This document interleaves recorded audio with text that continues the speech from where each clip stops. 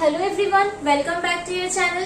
आज इस वीडियो में हम डिस्कस करेंगे इलेक्ट्रिक चार्जेस एंड फील्ड इस चैप्टर के इलेक्ट्रिक डाइपोल्स के बारे में। ये चैप्टर हम वन बाय वन पूरे इस चैप्टर का सभी टॉपिक डिस्कस कर रहे हैं। हम ऐसे क्लास 12 का पूरा फिजिक्स का सिलेबस कंप्लीट करेंगे वन बाय वन। और ये चैप्टर का बहुत सारा वीडियो पहले आ चुका है। This is another part of this chapter. So before starting the video, I will request you please like, share and subscribe the channel to get more videos like this. तो start करते हैं आज का video. आज का first topic है electric dipole in uniform electric field. Electric dipole in uniform electric field. Okay, तो first हम देखते हैं कि हम यूनिफॉर्म इलेक्ट्रिक फील्ड कैसे ड्रॉ करते हैं।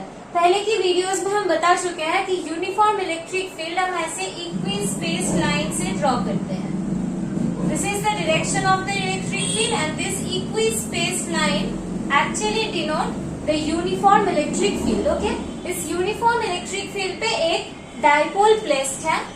डाइपोल प्लेस्ड है ऐसे। This is the negative Q charge and this is the plus Q charge. And the separation between these two charges is 2d. This is the separation between these two charges. Okay. Now we have to calculate what is the net force on this dipole when it is placed in external uniform electric field, and what is the net torque on this dipole which is placed in uniform electric field. Okay. तो पहले हम force निकालेंगे इस dipole के ऊपर, उसके बाद हम निकालेंगे इस डाइपोल के ऊपर कितना टॉर्क है वो भी निकालेंगे। ओके, तो पहले फोर्स निकालते हैं। ये वाला इलेक्ट्रिक फील्ड का डायरेक्शन है, मतलब electric field starts from this side and going to this side. इसका मतलब है कि इस तरफ हम कंसीडर कर सकते हैं कि पॉजिटिव चार्जेस है और इस तरफ नेगेटिव चार्जेस है, क्योंकि हमें पता है कि electric field line positive charges से ओरिजिनेट करता है और एंड होता है नेगेटिव चार्ज पे, राइट। ये हम बता चुके हैं प्रीवियस वीडियोस में। तो इलेक्ट्रिक फील्ड लाइन के डायरेक्शन के मुताबिक हम लिख सकते हैं यहाँ पर पॉजिटिव चार्जेस है और यहाँ पर नेगेटिव चार्जेस है। Okay, let us assume just. So ये वाला जो नेगेटिव क्यू चार्ज है, this will be repelled by this positive charges, this will be attracted by this positive charges. ये जो माइनस क्यू चार्ज है ये इस पॉजिटिव चार्ज के द्वारा अट्रैक्ट होगा और ये नेगेटिव चार्ज ये माइनस क्यू चार्ज को रिपेल करेगा। So the net force on this minus Q charge will be along this direction. Okay, ये पॉजिटिव चार्ज इस माइनस क्यू को अट्रैक्ट करेगा और ये नेगेटिव चार्ज इस माइनस क्यू को रिपेल करेगा। तो इस माइनस क्यू के ऊपर जो नेट फोर्स है ये along this direction होगा। ओके, अब आ जाते हैं प्लस क्यू पे। ये प्लस क्यू जो चार्ज है, this will be attracted by those negative charges and this plus q charge will be repelled by those positive charges. So the net force on this plus q charge will be along this direction. ये वाला जो negative charge है ये इसको इस तरफ attract कर रहा है और ये वाला जो पॉजिटिव चार्ज है ये इस प्लस क्यू चार्ज को उस तरफ रिपेल कर रहा है, right. So this will B force on the plus Q charge. ये जो एक्सटर्नल इलेक्ट्रिक फील्ड है उसके वैल्यू है ई वेक्टर। हमें पता है इलेक्ट्रिक फील्ड का डेफिनेशन क्या होता है। इलेक्ट्रिक फील्ड का डेफिनेशन होता है अगर हमें किसी पॉइंट पे इलेक्ट्रिक फील्ड चाहिए तो उसका मतलब है अगर उस पॉइंट पे एक प्लस 1 कूलम चार्ज हो, वो प्लस 1 कूलम चार्ज जितना फोर्स एक्सपीरियंस करेगा that is the value of the electric field of that point. Suppose P point पे तुम्हें इलेक्ट्रिक फील्ड निकालना है तो तुम्हें जानना होगा कि उस पी पॉइंट पे अगर प्लस 1 कूलम चार्ज को रखेंगे तो उस प्लस 1 कूलम चार्ज कितना फोर्स एक्सपीरियंस करेगा। जितना फोर्स वो प्लस 1 कूलम चार्ज एक्सपीरियंस करेगा that is the value of the electric field of that point. So इस रीजन का इलेक्ट्रिक फील्ड का वैल्यू है ई। इसका मतलब है कि प्लस 1 कूलम चार्ज जो है वो फोर्स एक्सपीरियंस करता है E, right. So plus Q coulomb charge कितना फोर्स एक्सपीरियंस करेगा, क्यू ई, राइट। और माइनस क्यू कूलम चार्ज कितना फोर्स एक्सपीरियंस करेगा, minus Q E, right. So plus Q coulomb charge जो फोर्स एक्सपीरियंस करेगा that is along the electric field और minus Q coulomb charge जो force experience करेगा that is opposite to the electric field, right. अगर 1 coulomb charge E electric 1 coulomb charge अगर ई force experience कर रहा है तो Q coulomb charge Q E force experience करेगा। और साइन से हमें पता चलता है यहाँ पर पॉजिटिव साइन है, इसका मतलब है इलेक्ट्रिक फील्ड का जो डायरेक्शन है Q vector Q plus Q vector के ऊपर जो फोर्स है उसका भी सेम ही डायरेक्शन है, और यहाँ पर नेगेटिव चार्ज है, इसका मतलब इलेक्ट्रिक फील्ड का जो डायरेक्शन है माइनस क्यू चार्ज के ऊपर उसके ऑपोजिट डायरेक्शन में फोर्स लग रहा है। तो इस प्लस क्यू के ऊपर फोर्स जो है वो है plus Q E, that is along electric field vector, और ये माइनस क्यू के ऊपर जो फोर्स है वो है minus Q E, that is opposite to the direction of the electric field vector. So what is the net electric field on the dipole? Sorry, what is the net force on the dipole? The net force on the dipole is equals to plus QE plus minus QE, right? So the net force will be equals to 0. So if we place a electric dipole in an external uniform electric field, तो उस dipole पे net force 0 होता है। एक बात यहाँ पर आपको बहुत अच्छे से ध्यान रखना है, यूनिफॉर्म वर्ड, अगर ये यूनिफॉर्म इलेक्ट्रिक फील्ड में प्लेस्ड है तभी उसके ऊपर जो नेट फोर्स है वो 0 होगा। अगर ये यूनिफॉर्म इलेक्ट्रिक फील्ड की वजह नॉन यूनिफॉर्म इलेक्ट्रिक फील्ड में होता तो इस पॉइंट में जो इलेक्ट्रिक फील्ड का वैल्यू है और इस पॉइंट में जो इलेक्ट्रिक फील्ड का वैल्यू है दो सेम नहीं होता। अगर ये दो पॉइंट में इलेक्ट्रिक फील्ड का वैल्यू डिफरेंट हो जाए, अगर ये E1 और ये E2 हो जाए, तब हम इसको कैंसिल आउट नहीं कर पाएंगे। तो नॉन यूनिफॉर्म इलेक्ट्रिक फील्ड में अगर हम डाइपोल को रखेंगे तो उसका नेट फोर्स 0 नहीं होगा। अगर हम यूनिफॉर्म इलेक्ट्रिक फील्ड में डाइपोल को रखते हैं तो सारे पोजीशन पे इलेक्ट्रिक फील्ड का वैल्यू सेम होता है। That's why uniform electric field में जब हम डाइपोल को प्लेस करते हैं तो उसके ऊपर नेट फोर्स 0 होता है। ओके, ये हो गया। अब हम निकालेंगे what is the net torque on this dipole. Okay, so यहाँ पर हम देख सकते हैं कि ये जो डाइपोल है ये इलेक्ट्रिक फील्ड के साथ थीटा एंगल किया हुआ है। ओके, ये डाइपोल इलेक्ट्रिक फील्ड के साथ थीटा एंगल किया हुआ है। तो टॉर्क का जो फॉर्मूला होता है, टॉर्क का फॉर्मूला होता है E the force into the perpendicular distance, into the perpendicular distance. Okay, ये जो दो फोर्स लग रहा है QE, इनका मैग्नीट्यूड हमें लिखना है। फोर्स QE लग रहा है, ये दो फोर्स का जो इन दोनों फोर्स में से किसी का एक मैग्नीट्यूड लिखना है, because these two forces are equal. So we are writing QE, either force of them two, into the perpendicular distance between the two forces। ये जो दो फोर्स लग रहे हैं इनके बीच का perpendicular distance हमें निकालना है। इनके बीच का perpendicular distance है ये, right? The distance is 2D। so ये जो साइड होगा, ये साइड होगा 2D cos थीटा और ये वाला साइड होगा 2D sin theta. So 2D sin theta is the perpendicular distance between these two forces, between the line of action of these two forces. Okay, so the perpendicular distance between two forces is 2D sin theta, right? तो यहाँ पर हमें पता है कि इस dipole का dipole moment का वैल्यू है, मैग्नीट्यूड का वैल्यू है Q into 2T, that is 2QD. This is the value of the dipole moment of this dipole, and dipole moment का डायरेक्शन भी है from negative charge of the dipole to positive charge. Previous video में हम बता चुके हैं। तो यहाँ पर 2QD है, देखो 2QD, तो इसको हम लिख सकते हैं P, this is E and this is sine theta, right? So the magnitude of the torque is PE sine theta, right?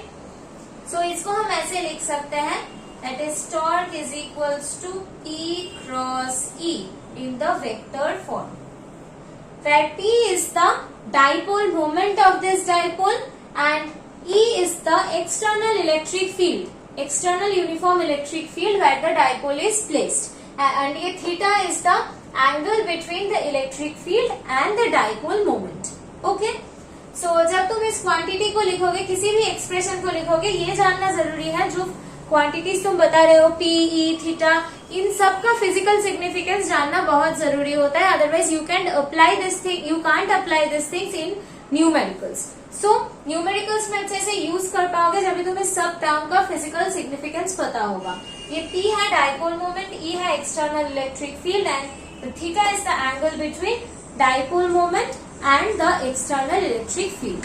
ये पूरा डेरिवेशन जो है this is for uniform electric field. अगर इलेक्ट्रिक फील्ड यूनिफॉर्म नहीं होगा तो ये net force 0 नहीं होगा। Okay, net force on the dipole will be not equals to 0 for non uniform electric field. अब हम डिस्कस करेंगे कि जब हम एक यूनिफॉर्म इलेक्ट्रिक फील्ड में एक डाइपोल को रखते हैं तब इक्विलिब्रियम कौन से पोजीशन पे होता है, और इक्विलिब्रियम का भी दो टाइप होता है, वो is stable equilibrium and unstable equilibrium, उसके बारे में हम डिस्कस करेंगे। Suppose this is the electric field, I am drawing, this is the electric field and dipole is placed. We have already discussed this case. Okay, so the torque is, the magnitude of the torque is Pe sin theta, where theta is the angle between the electric field and the dipole moment. When the value of the torque will be 0, when the value of the torque will be 0, torque का value कब 0 होगा? अगर theta का value 0 होता है तब भी torque का वैल्यू 0 होगा, और अगर थीटा का वैल्यू 180 डिग्री होता है तब भी टॉर्क का वैल्यू 0 होगा, because we know that sin 0 degree is equals to 0 and sin 180 degree is also equals to 0. We know this, right?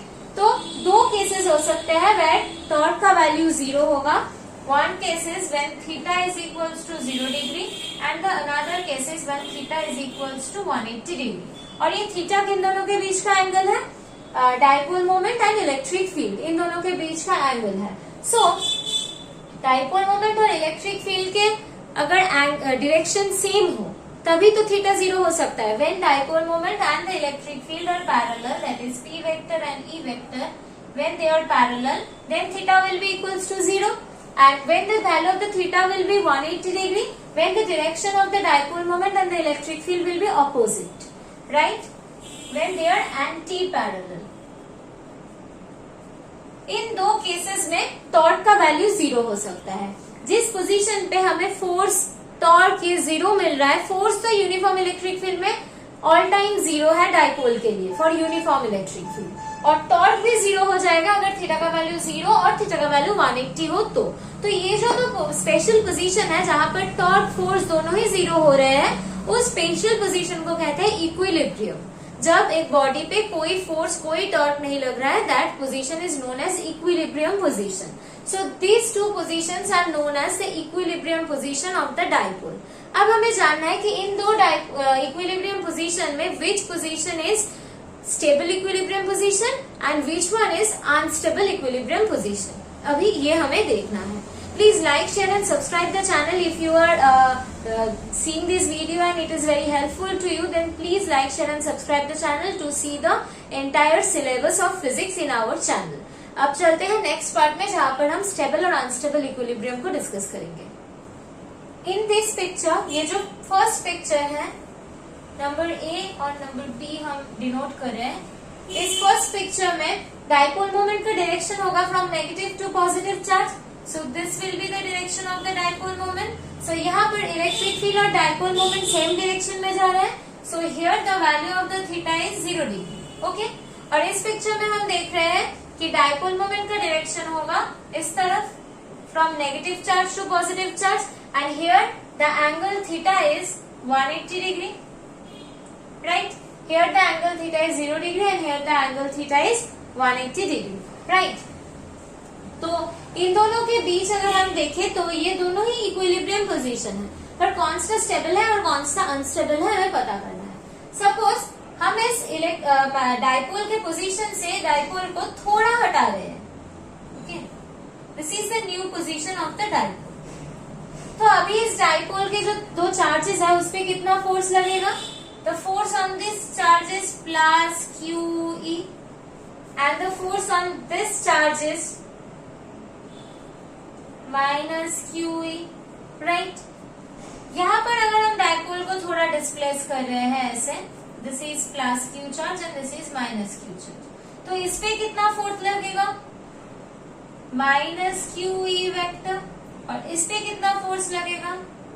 Plus Q E vector. पहले आप समझ लो ये जो हम डायरेक्शन दिए हैं ये आपको समझ में आया कि नहीं? ये प्लस ई वेक्टर के तरफ है इसलिए हम इलेक्ट्रिक फील्ड के तरफ ड्रॉ कर रहे हैं.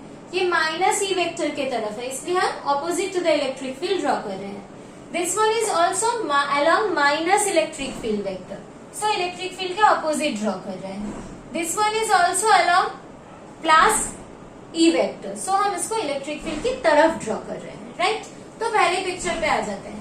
ये दो फोर्स लग रहा है इन दिस न्यू पोजीशन, ये नया जो पोजीशन है डाइपोल के, यहाँ पर ये दो फोर्स लग रहा है डाइपोल के ऊपर। अगर इसके ऊपर ये दो फोर्स लग रहा है तो ये डाइपोल वापस ऐसे घूम के फिर उसके ओरिजिनल पोजीशन पे आ जाएगा, right, due to this two forces. But ये केस में हम देख रहे हैं कि फोर्स इस तरफ और इस तरफ लग रहा है, तो ये बॉडी ऐसे रोटेट कर जाएगी। इसका मतलब ये जो माइनस क्यू है ये इस तरफ आ जाएगा और ये प्लस क्यू उस तरफ आ जाएगा। मतलब यहाँ पर हम इक्विलिब्रियम से थोड़ा डिस्प्लेस किए थे, लेकिन जब हम बॉडी को छोड़ देंगे बॉडी वापस अपने पहले की पोजीशन पे आ रहा है। लेकिन यहाँ पर थोड़ा डिस्प्लेस करके छोड़ दिया है, लेकिन बॉडी अपने पहले की पोजीशन पे तो नहीं आ रहा है, पूरा उल्टा तरफ घूम रहा है, right. If we displace a body from its equilibrium position and the body is not returning back to its equilibrium position, that means the position is unstable equilibrium. अगर किसी बॉडी को हम उसके इक्विलिब्रियम पोजीशन से थोड़ा displace कर रहे हैं और उसके बाद वो बॉडी वापस अपने इक्विलिब्रियम पोजीशन पे जा रही है, तो वो स्टेबल इक्विलिब्रियम पोजीशन पे है। और अगर किसी बॉडी को हम इक्विलिब्रियम पोजीशन से थोड़ा डिस्प्लेस कर रहे हैं, लेकिन बॉडी अपने इक्विलिब्रियम पोजीशन से वापस नहीं जा रहा है, उल्टा तरफ जा रहा है, that means that is unstable equilibrium position. So यहाँ पर हम देख रहे हैं due to this displacement the body is coming back to its previous position. So this is our stable equilibrium position when angle theta is 0 degree.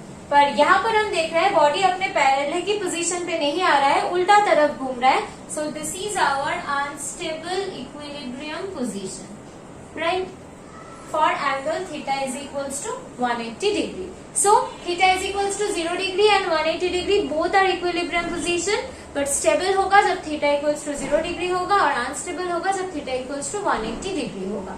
I hope आपको ये समझ में आया होगा। अगर कुछ प्रॉब्लम है तो write in the comment section. Please don't forget to like, share and subscribe the channel. This video will continue. इस चैप्टर के और भी पार्ट आने वाले हैं, उसमें हम गॉसेस थ्योरम के बारे में डिस्कस करेंगे and we will complete entire syllabus of class 12 in this series. So stay tuned. Thank you everyone.